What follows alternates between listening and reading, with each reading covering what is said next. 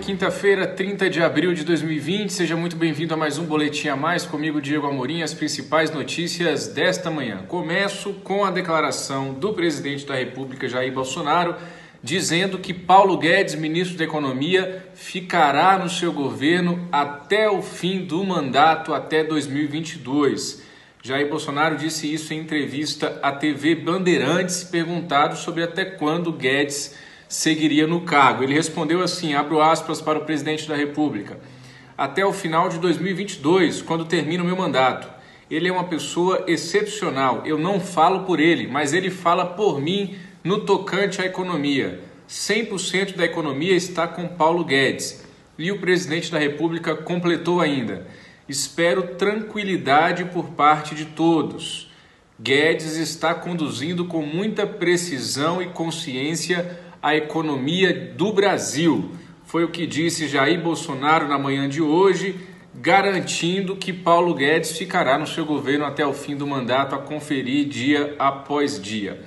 Por falar em Paulo Guedes, ele está nesta manhã participando por videoconferência com congressistas de uma sessão da comissão mista que foi criada no Congresso Nacional para acompanhar a execução orçamentária e financeira de todas essas medidas que estão sendo tomadas no âmbito do Executivo para o combate à Covid-19. Nós estamos acompanhando, ainda está acontecendo no momento em que eu gravo este boletim, a videoconferência com o Paulo Guedes. Nós estamos registrando aí as principais partes. Agora há pouco, Paulo Guedes mostrou também a sua preocupação, que é de todos nós, com a fiscalização no que diz respeito à execução de todos esses recursos, essa dinheirama toda que está sendo liberada, que está jorrando dos cofres públicos de maneira correta, obviamente, para o enfrentamento à Covid-19, mas ele pediu o seguinte, que o parlamento ajude o governo a fiscalizar a execução desses recursos.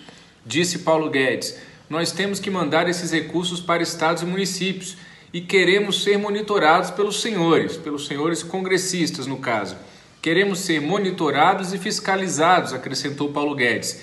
Se esse dinheiro entrar nos estados e não ter a fiscalização dos TCEs, ele está falando dos tribunais de contas estaduais, não tiver uma boa execução de prefeitos e governadores, aí ele fala aqui com uma reticência. Nós sabemos muito bem, Paulo Guedes, o que vai acontecer neste país com esses recursos se não houver de fato uma fiscalização, uma marcação cerrada dos tribunais de contas, dos órgãos de controle com esse dinheiro que está sendo liberado para o combate à pandemia do novo coronavírus. Não é à toa que já se batizou aí essas operações que já começaram pelo país de fiscalização desses recursos de Corona Jato. O governo até hoje não enviou as reformas tributária e administrativa, mesmo antes do início da pandemia.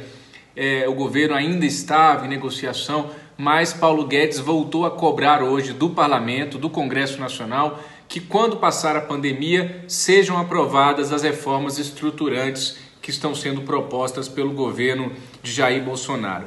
Paulo Guedes voltou a defender, não é novidade, o congelamento dos salários no funcionalismo público durante a pandemia. As declarações dele foram um pouquinho mais fortes hoje nesse sentido, eu vou ler para vocês aqui. Nós estamos conscientes, não pode faltar recurso para a saúde, por isso não pode ter aumento do salário, nenhum outro uso do recurso que não seja relacionado ao coronavírus.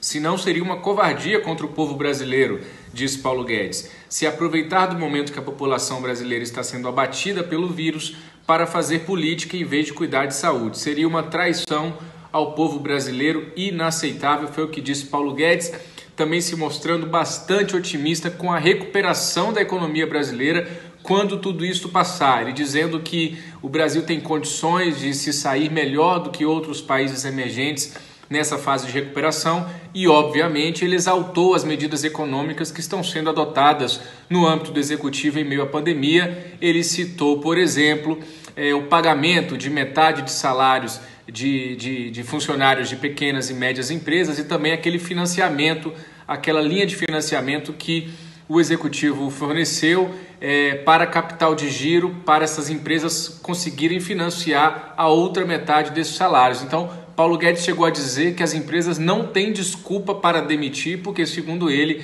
o governo federal está fazendo tudo o que pode e o possível para manter a saúde financeira, principalmente das micro e pequenas empresas. Vamos em frente, mudando de assunto. Não menos importante, a Advocacia Geral da União informou hoje pela manhã que enviou à Justiça Federal de São Paulo um relatório médico do dia 18 de março que comprova que Jair Bolsonaro testou negativo para a Covid-19. Aquela polêmica toda que se arrasta desde aqueles primeiros dias de pandemia, quando Jair Bolsonaro anunciou por mais de uma vez que não estava com o novo coronavírus. E em meio a isso ele participava daquelas manifestações na Esplanada, em frente ao Palácio do Planalto, agora mais recentemente aqui no setor militar urbano de Brasília. Então houve esse questionamento na justiça e a AGU está dizendo que sim, Bolsonaro testou negativo para o novo coronavírus, mas não encaminhou a cópia dos laudos e testes para a Justiça Federal, a AGU, como havia sido determinado pela Justiça. Vamos continuar acompanhando. É claro que é importante saber se o presidente da República esteve ou não esteve, está ou não está, ou estará com o novo coronavírus. É óbvio que para a nação brasileira é importante saber o estado de saúde do seu comandante, do seu chefe supremo, como Jair Bolsonaro se auto-intitulou recentemente no dia da saída de Sérgio Moro do governo. Ainda falando de Covid-19, de Jair Bolsonaro e da sua família, hoje foi publicado aí esse vídeo do Jair Renan, que é o filho 04 de Jair Bolsonaro, fazendo graça sobre a Covid-19, que já matou mais de 5 mil pessoas no Brasil até o dia de ontem. Hoje, no final da tarde, nós vamos atualizar os números, como sempre fazemos para vocês aqui no Antagonista e no A Mais. Neste vídeo, o filho de Jair Bolsonaro, 04, diz o seguinte: pô, que pandemia, malandro, isso é história aí da mídia, para trancar você em casa, para achar que o mundo está acabando.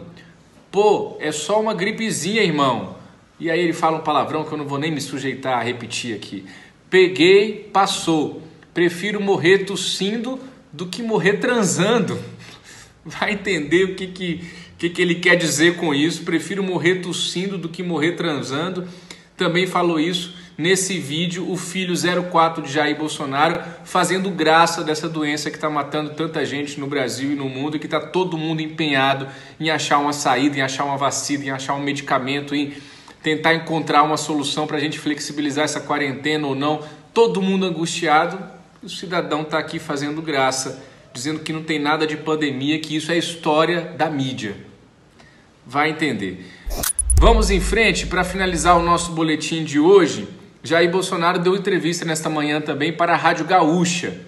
E ele voltou a comentar a decisão liminar de Alexandre de Moraes, ministro do STF, que barrou ontem a nomeação do Alexandre Ramagem, amigo da família Bolsonaro, para o Comando-Geral da Polícia Federal no lugar de Maurício Valeixo. Segundo o presidente da República, foi uma afronta do Judiciário ao Executivo e ele voltou a se reafirmar, Jair Bolsonaro. Ontem já tinha dito que quem manda é ele fala isso com muita frequência. Quem manda sou eu, a caneta é minha, sou eu que mando, sou eu que sou o presidente.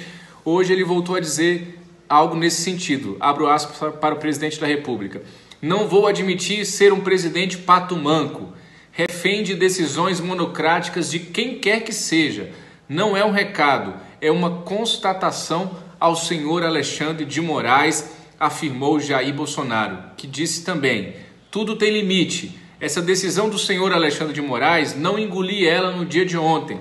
É uma afronta à pessoa do presidente da República. Jair Bolsonaro, antes dessa entrevista, também disse lá no Palácio do Alvorada que tirarem uma canetada, nas palavras dele, desautorizar um presidente da República com uma canetada, dizendo em impessoalidade, ontem quase tivemos uma crise institucional. Quase, faltou pouco, disse Jair Bolsonaro sobre a decisão de Alexandre de Moraes.